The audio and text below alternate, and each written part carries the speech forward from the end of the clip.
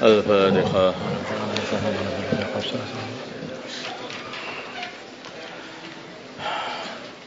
Bismillahirrahmanirrahim. Putusan Fasil Masail Rebu 22 Muharram 1445 Hijriah 9 Agustus 2023 Masehi.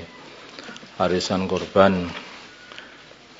Di sebuah desa ada 28 ibu-ibu mengadakan arisan kurban. Setiap menjelang hari kurban, maka keluar nama 7 orang yang mendapatkan giliran kurban 1 sapi. Adapun pembayarannya, setiap orang membayar 70.000 setiap bulan.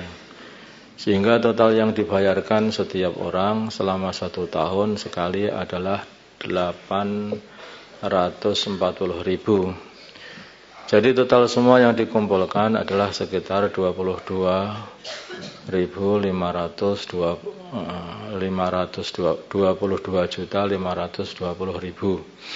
Pertanyaan, apakah praktek arisan korban seperti keterangan di atas diperbolehkan? Ya, boleh. Adapun salah satu tata caranya yang benar adalah duit yang dikumpulkan ke panitia arisan berstatus sebagai harta musyarak, harta bersama. Karena asas arisan di sini adalah ta'awun, saling bantu-membantu, alal birri wat taqwa, bukan untuk cari keuntungan. B. Ketika pengundian, maka nama-nama yang keluar statusnya sebagai muqtarid. Maka nama-nama yang keluar statusnya sebagai muqtarid. Orang-orang yang namanya keluar, orang-orang yang namanya keluar 7 orang tadi, statusnya adalah sebagai muqtarid, berhutang, yaitu orang-orang yang berhutang kepada anggota yang belum keluar namanya. C. Kemudian panitia menyerahkan uang kepada 7 orang tersebut atau wakil mereka. Kemudian panitia menyerahkan uang kepada 7 orang tersebut atau wakil mereka. D. 7 orang tersebut mewakilkan kepada panitia arisan untuk membelikan sapi kurban. Membeli sapi kurban. Kemudian pertanyaan yang kedua, jika ada kelebihan uang karena membeli sapi yang lebih murah, masih lebih murah dari 22 juta tadi, dari total uang yang dikumpulkan, maka apakah boleh disimpan untuk menambah uang kurban pada tahun berikutnya? Apa boleh digunakan untuk maslahat kurban seperti membeli pisau, bambu, atau bahkan untuk khidmat wanita kurban? 2. Itu jawabannya adalah tidak boleh kecuali ada izin dari 7 orang yang namanya keluar undian tersebut. Karena itu sebetulnya sudah menjadi uangnya 7 orang itu kan, sebagai orang itu kan berhutang kepada anggota yang lain. Maka tidak boleh kecuali ada izin dari 7 orang yang namanya keluar undian. 3. Jika ada kekurangan uang untuk membeli hewan kurban, maka siapakah yang harus menambalnya? Yang menambal adalah 7 orang yang namanya keluar undian, yang berkorban itu sendiri. Dia kayaknya itu mereka itu arisan, kemudian sudah terkumpul duit itu diberikan kepada 7 orang, selebihnya itu 7 orang itu hutang kepada anggota yang lain. Paham saja? Ya. Nanti sebentar dengan dalam yang lain, nanti sudah duit mereka itu, tapi mal musyarak kan bersama. Jadi hutang kepada mereka, sehingga itu tasarrufnya mengikut 7 orang itu. Kalau kurang, ya nambah-nambah sendiri. Kalau lebih, ya tasarrufnya terserah mereka 7 orang mau diapakan itu.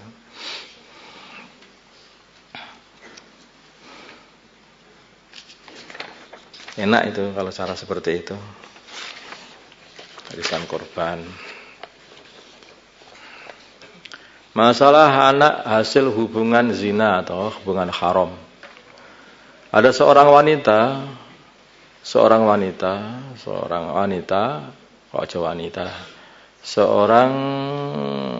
perempuan, kayak wanita.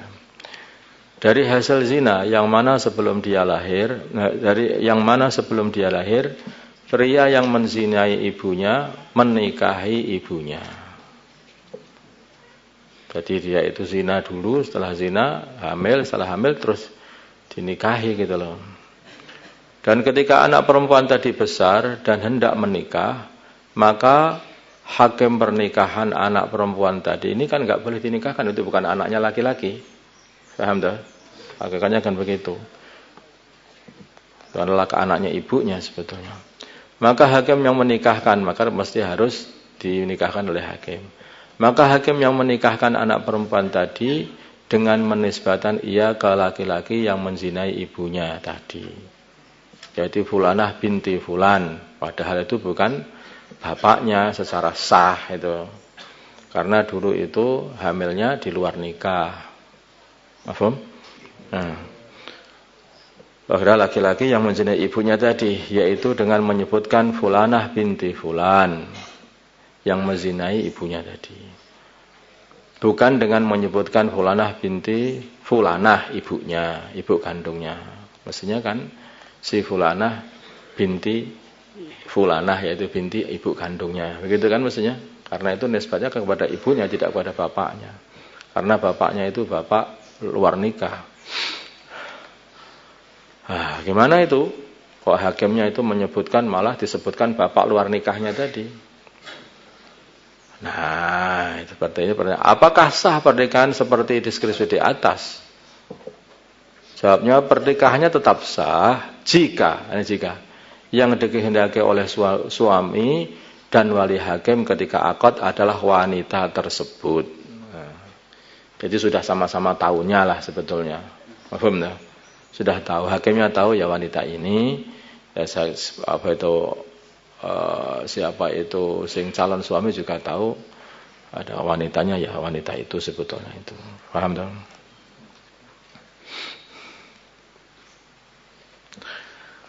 Hadiah lomba.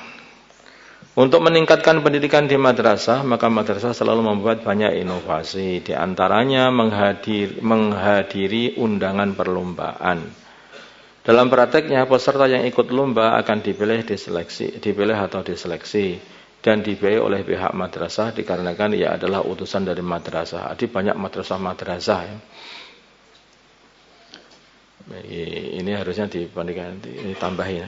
Untuk meningkatkan pendidikan, beberapa madrasah membuat inovasi, di antaranya menghadiri undangan perlombaan. Dalam prakteknya, yang ikut lomba akan dipilih, diseleksi, dan dibayar oleh pihak madrasah yang terkait itu. Dikarenakan ia adalah utusan dari madrasah. Dan tidak jarang peserta yang dikirim mendapat juara sehingga mendapatkan hadiah, semisal piala. Kemudian untuk kepentingan madrasah, maka pihak madrasah meminta piala tersebut dari peserta. Jadi ini pokoknya ada madrasah-madrasah di seluruh Jawa Timur begitu mengadakan lomba baca kitab. Kemudian dari puluhan madrasah yang ada di Jawa Timur ini mengirimkan peserta-peserta. Yang mengirim peserta itu dari madrasah, bukan infiradi datang, tapi dibiayai oleh madrasah semuanya. Datangnya dibiayai, semuanya dibiayai oleh madrasah yang mengirim. Jadi artinya anak-anak yang dikirim itu adalah wakilnya madrasah ke sana itu untuk berlomba. Terus pertanyaannya, milik siapakah hadiah dari lomba tersebut? Kalau dapat hadiah, itu milik madrasah yang mengirimnya.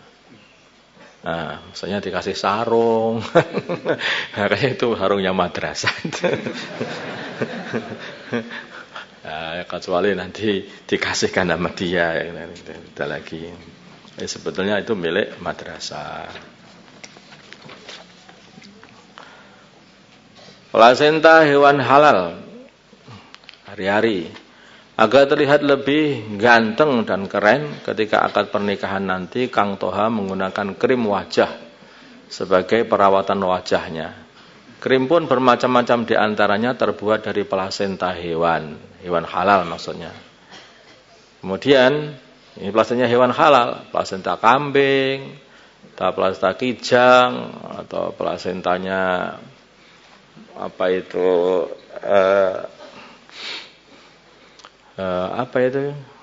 sapi. Ya.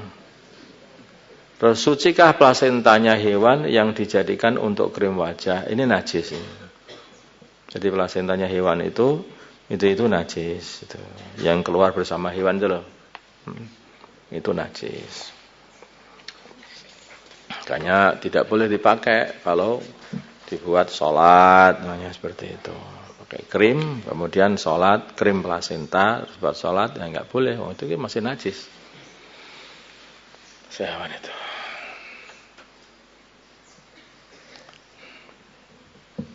Ya kayak pakai krim telek itu loh, Pak. Jadi kamu bayangkanlah untuk memahamkan biar mudah itu. Kan ini kan harus disucikan dulu lah sebelum sholat. Kalau terpaksa mau jadi nganten.